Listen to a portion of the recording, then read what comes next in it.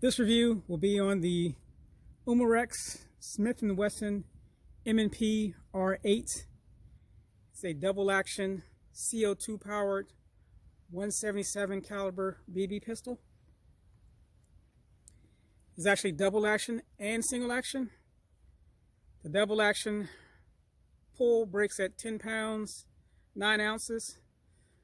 The single action pull breaks at 7 pounds, 11 ounces. So on both the double and single action, it's kind of high on the scale, meaning the trigger pull is not all that great. It is mostly plastic with a metal skeleton. Again, double action, single action. It does have a safety here on the left hand side of the pistol. Red showing fire, push it back for safe. This same lever is also to swing open the cylinder. Again, it's 8 shots. Push it forward, you can pull it out, load your BBs, push it back in, and close it up. It does have really awesome sights. Notch, or I should say blade front. It has a V notched rear, which is blacked out. Has a white dot on the front. Gives a really good sight picture. The rear sight is adjustable with a flathead screwdriver for windage and elevation. It has a really comfortable grip with finger grooves. Has these little knobs on it, give you a really good purchase. Has a pick rail on the front here underneath the barrel. The barrel is 4 inches, smooth bore.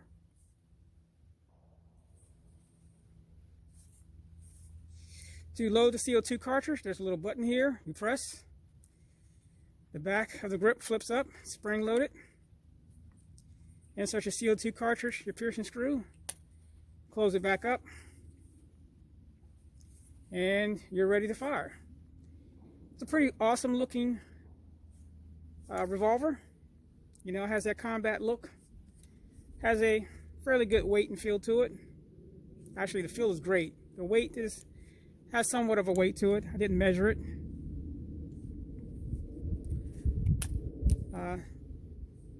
Basically, starting off, the worst thing about it, I would say, would be the trigger pull. You can get used to it. You can fire it fast, but it is notchy, and it is somewhat heavy on both the double action and single action. And what gives it that notchy feel, which is not that great, but the barrel is tapered and it's spring loaded. So that taper actually fits into the cylinder, which is awesome because it seals it when you fire it, so you don't have much CO2 loss. So every time you rotate that trigger, or you pull that trigger and that cylinder rotates, it's actually pushing that in and then springing back out to line up the port for the BB. Hopefully you can kind of see that there. And that's basically what gives it its notchy feel. Helps in performance as far as velocity wise, which I will not be doing a velocity test today, being that the temperature is only in the 50s. I mean, again, it's December, you really can't complain about that. But other than that, overall fit and finish, look, not bad. So next up, of course, will be a accuracy test at 10 yards. So I have the target down range of 10 yards. I'm going to fire 10 shots and show you what the group looks like.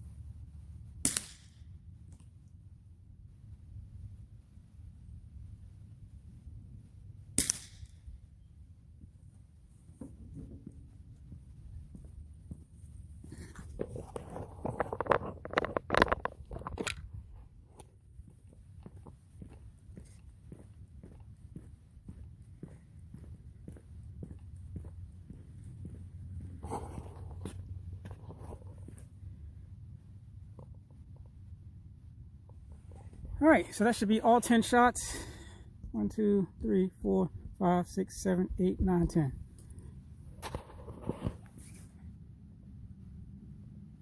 And outside of these two here, and maybe this one, it's not a bad group right there. Actually, for a smoothbore 4-inch revolver at 10 yards, it's not a bad group at all. And we do have a little bit of a breeze.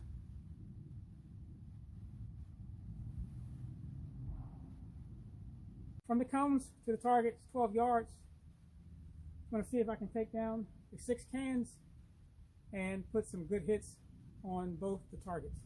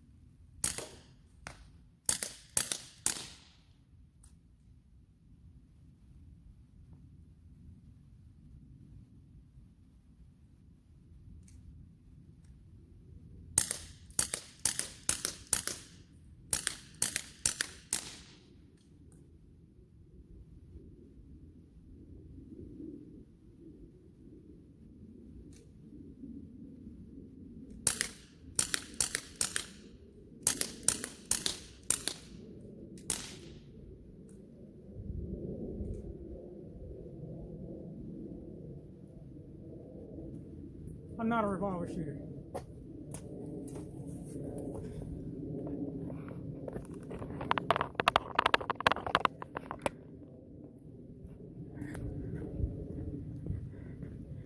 And that was without any practice, just lining them up and taking some shots. All right, first target, not too bad, except for 1, 2, 3, those 4, no, 5 over there. These right here aren't too bad. And this one here, same thing. It looks like the pistol is definitely 0, but I'm pulling the trigger. I'm pulling the pistol to the right. So, of course, that's a good shot, but these 2 aren't bad, but these other 4, not so great.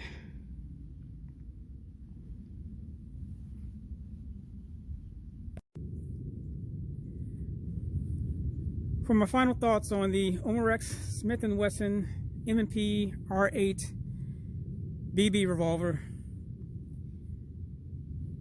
it's not a bad pistol. It really isn't.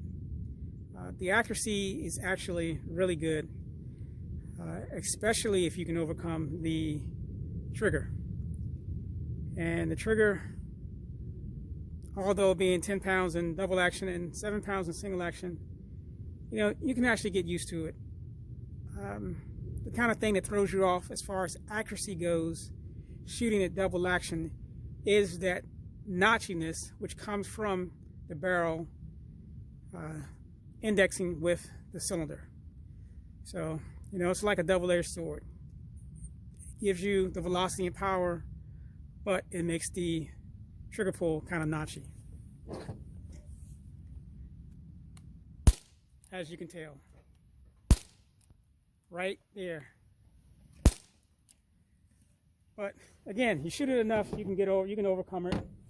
Again, like I said, I'm not a revolver shooter, and I know that's not really an excuse, but I'm so used to, for example, here is a ASG X9,